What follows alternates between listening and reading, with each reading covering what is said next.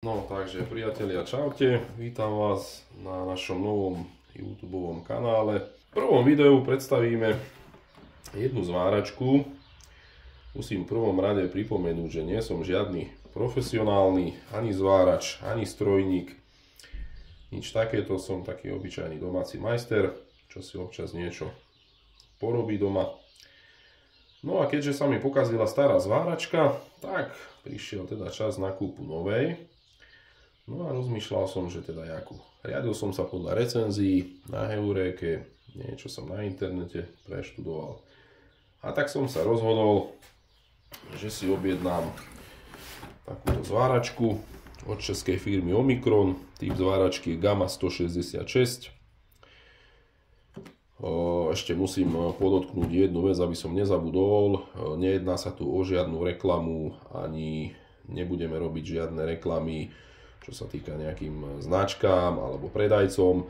Ja vždy uvediem, čo som si vlastne pre seba kúpil a aj v podstate odkiaľ som to kúpil, aby ľudia vedeli, hej, že teda tento predajca je, dajme tomu, spoľahlivý, s tým mám skúsenosti a tak ďalej. Čiže nejedná sa o žiadnu reklamu, spomeniem čiste fakty a v podstate pravdivé veci.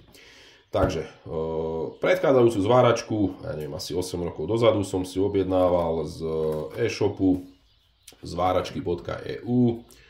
Bol som s nimi spokojný vtedy, takže v podstate som ani nič extra neriešil od iného predajcu. Zvolil som znova tohto istého, nakoľko aj tá cena bola celkom v pohode.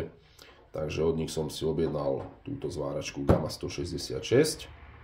S tým, že zváračka sa dá objednať aj samostatne, to znamená bez káblov.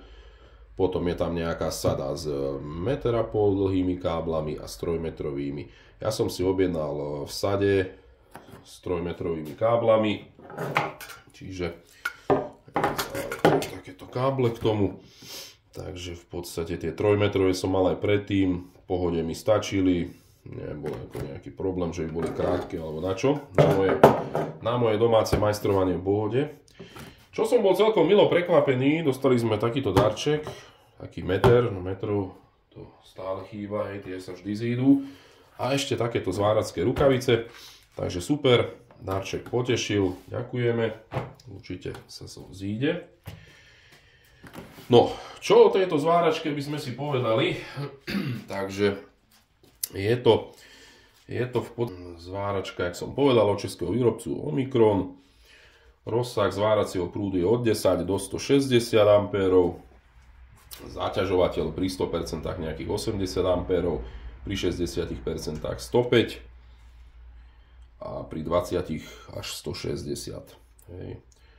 Potom, čo sa týka hmotnosti, píše sa, myslím, že na nete nejakých 5,3 kg, to si môžeme potom zvážiť, mám tu aj takú váhu pripravenú.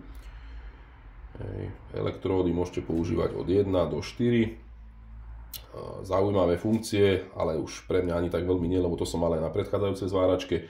Ale spomeniem hot start, to znamená, že to uľahčuje zapálenie toho oblúku, ARC force, stabilizuje samotný oblúk a antistick zabraňuje vlastne prilepeniu tej elektródy. Ešte k tým káblom 3-metrovým prierez je tam 16 mm 10-25. So zváračkou, hej, ja väčšinou zváram klasické MMAčko, čiže TIG metódu nepoužívam. No, môžeme si ju rozbaliť. To.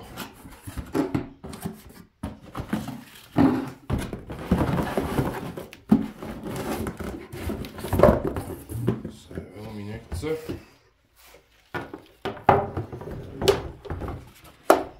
Dobre, čo máme ešte v krabici? No, to budú asi návody. Pozrieme sa. Dobre, krabica prázdna. OK, takže dobre, to máme faktúru. To nás nezaujíma. Takže návod na použitie v slovenskom jazyku. Super, stačili by aj český, ale máme aj slovenský. No a tu na potom máme asi zrejme, áno, návod k obsluhe, takže to je český, takže máte tam vlastne jeden manuál slovenský, jeden český.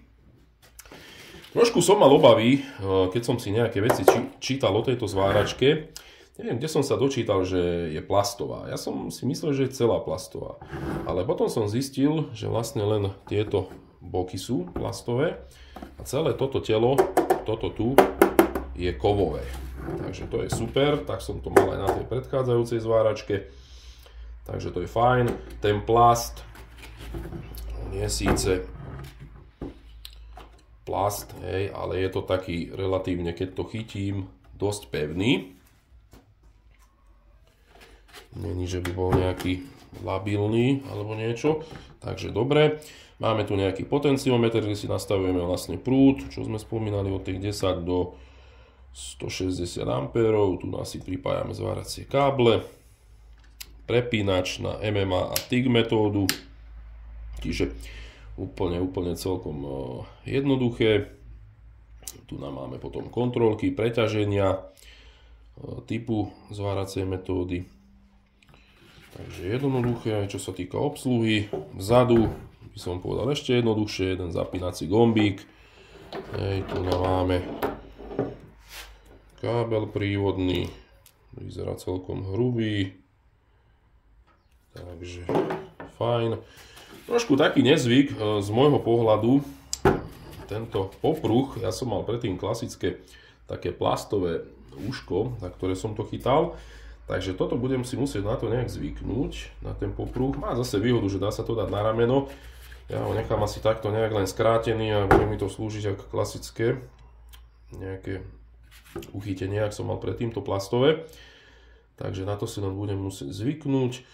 Prvý dojem z tej zváračky, tak čo sa týka váhy, ani ťažká, ani ľahká, taká akurát si myslím do ruky.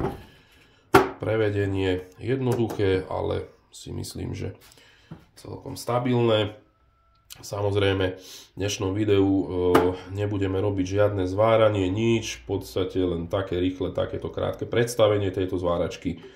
V ďalšom videu, v ktorom určite už budeme hodnotiť aj teda tú zváračku, jak pôsobila, alebo jak sa s ňou robilo v praxi.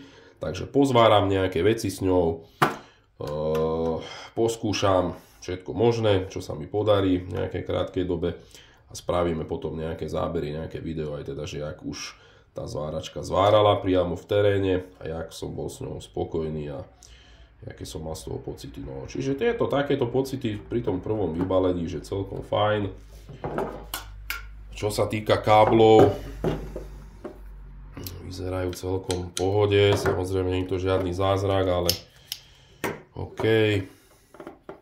Tu na tomto, kde sa uchytá elektroda, sú také ako keby malé vlnky, že to je zle vylisované.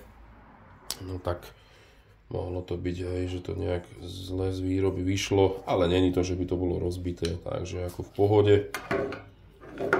Odskúšame, budeme ich používať, takže budeme v najbližšom videu vedieť aj teda, že jak nám tie káble zvárali. No a k tejto zváračke som si ešte dokúpil jednu kuklu zváračku, kolega mi podá kuklu, totiž to robíme to dvaja, mám tu takého malého pomocníka. Zváračku kuklu som si objednal v podstate z tej istej stránky tiež. Je to od firmy Solution. Zatiaľ nebudeme ani hodnotiť, ani nič. Uvidíme, jak budeme s ňou spokojní. Určite ďalšie video bude aj ohľadom tej samotnej zváračkej kukly, aby sme to nemiešali. Takže môžeme si urobiť ešte test váženia. Ja som sám zvedavý, že či tá zváračka má 5,3 kg, tak jak je písané. Kolega nám to troška nastaví, aby sme to mali na displej. Zapneme si váhu, máme tu takú špeciálnu kojeneckú, kde sa kojenci vážia, takže to bude presné. Ja tam takto položím zváračku, tie káble, takto nám to nespadlo.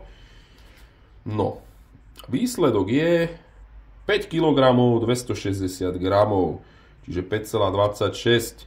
Relatívne by sme to mohli na tých 5,3 zaokrúhliť, takže to nám tiež ako perfektne sedí. Máme aj takýto maličký test váženia za sebou. No a to by bolo asi z dnešného videa dnešného aj všetko. V podstate hovorím, je to jednoduchá zváračka. Ešte spomeniem, že na tej mojej predchádzajúcej som mal digitálny displej, hej, podľa toho, jak som si nastával prúd, tak mi to tam pekne digitálne zobrazovalo. Tu na je to, hej, s takým potenciometrom, kde máte, hej, takú šipku, takže budem musieť si aj na to zvyknúť, nakoľko to nemá digitálny displej, takže v podstate si to nastavím podľa tej risky. Ja si myslím, že to nebude žiadny problém. Chodí to tak akurát, není to ani veľmi, že by to ťažko išlo, ani veľmi ľahko, takže to je tiež len sila zvyku. Dobre priatelia, takže toto je dnešné video, Gamma 166 všetko. No ak sa vám to páčilo, dajte nám nejaký ten like, odber a teším sa na vás už v ďalšom videu, kde teda si predstavíme aj tú zvárackú kuklu a samozrejme budeme robiť to spomínané video v praxi, jak nám zvárala táto Gamma. Takže tešíme sa na budúce, čaute.